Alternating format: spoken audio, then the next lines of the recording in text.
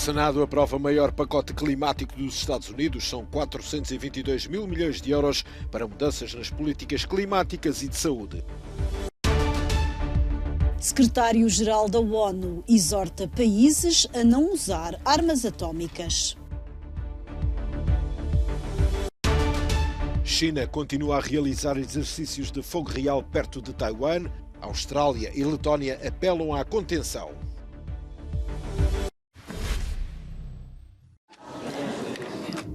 On this vote, Vitória para Joe Biden. A menos de 100 dias das eleições intercalares, o Senado aprovou o plano do presidente dos Estados Unidos sobre o clima e a saúde. A vice-presidente dos Estados Unidos, Kamala Harris, teve o voto de desempate após uma sessão noturna no Senado norte-americano para aprovar o projeto de lei de 422 mil milhões de euros, numa reviravolta significativa a favor de Biden. A lei de redução da inflação visa combater as alterações climáticas, baixar os custos dos medicamentos para os idosos, reduzir os preços da energia e obrigar os ricos a pagar mais impostos.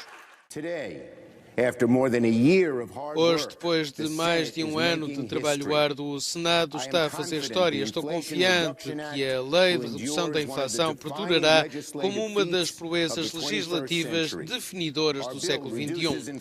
A nossa lei reduz a inflação, diminui os custos, cria milhões de empregos bem pagos e é o pacote climático mais arrojado da história dos Estados Unidos. Na frente climática, os democratas dizem que a legislação irá reduzir as emissões de carbono dos Estados Unidos em 40% até 2030. Milhares de milhões de dólares serão usados para encorajar a produção de mais veículos elétricos e fomentar a energia limpa. Após 18 meses de intensas discussões, o projeto de lei regressa esta semana à Câmara dos Representantes para uma votação final antes de ser promulgado pelo Presidente. Os militares israelitas atacaram alvos da Jihad Islâmica minutos antes e depois de um cessar-fogo ter entrado em vigor no domingo à noite, em resposta a anteriores disparos de rockets provenientes de Gaza. Desde então, a trégua parece estar a ser efetiva. O acordo com a intermediação egípcia foi bem recebido pelos residentes no campo de refugiados de Jabalia, na faixa de Gaza. As tréguas seguem-se a 3 dias de violência que matou dezenas de palestinianos e afetou a vida de milhares de israelitas.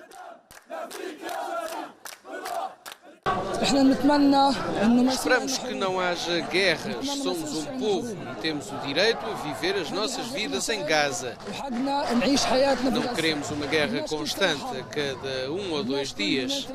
Ainda não recuperamos da guerra anterior.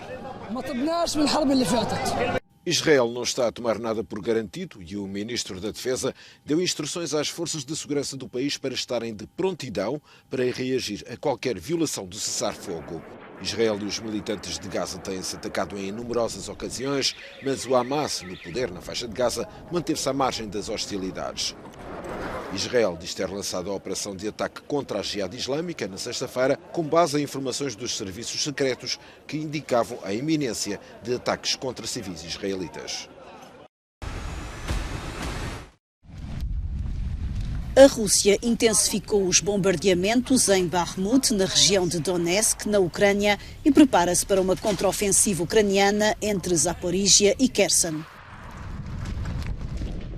A área ocupada pelas tropas russas, que inclui a maior central nuclear da Europa, esteve debaixo de fogo este sábado. Os dois países acusam-se mutuamente de estar na origem do ataque. A ONU apelou ao fim imediato das ações militares nas imediações da central. Em Kiev, a atriz norte-americana Jessica Chastain visitou o serviço de oncologia pediátrica de um hospital. Várias estrelas de Hollywood estiveram na capital ucraniana nos últimos meses. Visitas vistas com bons olhos pelo presidente ucraniano, Zelensky espera que a presença de personalidades célebres continue a chamar a atenção para a dramática situação do povo ucraniano desde a invasão russa. Entretanto, 8 navios deixaram os portos ucranianos do Mar Negro com cereais e óleo. O transporte de produtos agrícolas faz parte do acordo mediado pela Turquia e pela ONU, um excepcional avanço diplomático num conflito que dura há 5 meses.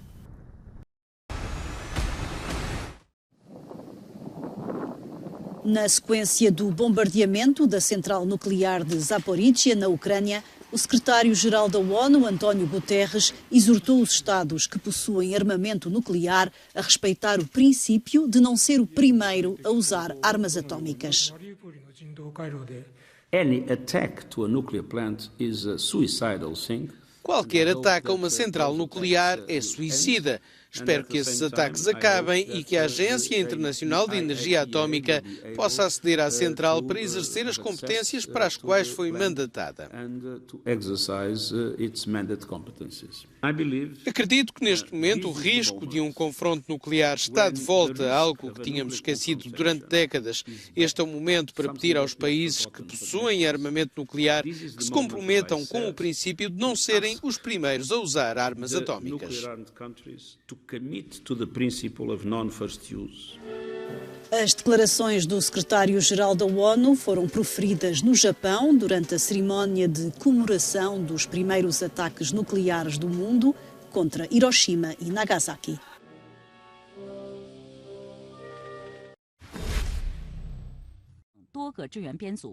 China continua os exercícios militares perto de Taiwan, apesar dos apelos internacionais. Os exercícios de fogo real em torno de Taiwan tiveram início na quinta-feira, após a saída da Presidente da Câmara dos Representantes norte-americana, Nancy Pelosi, e deviam ter terminado no domingo. A Austrália continua a insistir na redução da escalada. Não é apenas a Austrália que está a pedi-lo. Toda a região está preocupada com a situação atual e toda a região está a pedir que a estabilidade seja restabelecida. Há uma espécie de assertividade crescente da China, não só nesta parte do mundo, mas também a nível global. A China está também muito atenta ao que está a acontecer na Europa, ao que está a acontecer na Ucrânia. Por isso é muito importante que trabalhemos em conjunto e que enviemos o mesmo tipo de mensagem sobre a necessidade de ter contenção, de não exagerar nas ações e de não criar outro ponto de fricção regional e global.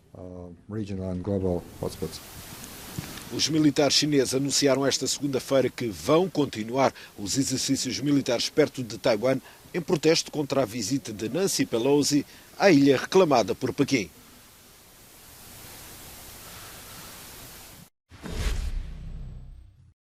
Em Portugal, o incêndio que começou na madrugada de sábado no concelho da Covilhã continua por controlar e a preocupar as autoridades.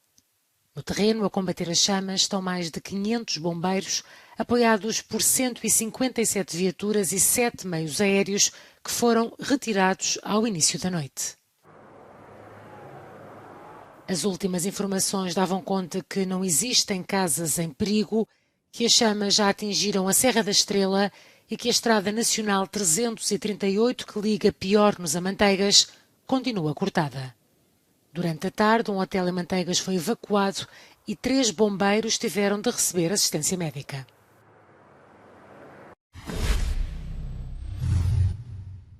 O primeiro presidente de esquerda tomou posse na Colômbia. Gustavo Petro, ex-rebelde marxista, venceu as eleições presidenciais em junho, prometendo combater a desigualdade a eleitores frustrados com as condições de pobreza no país. A subida ao poder de Petro marca um ponto de viragem na história da Colômbia, um país assombrado por uma longa guerra entre o governo e grupos guerrilheiros. É a terceira greve da tripulação de cabine da Ryanair neste verão. A companhia aérea irlandesa recusou retomar as negociações do novo acordo coletivo e os sindicatos organizaram uma nova paragem.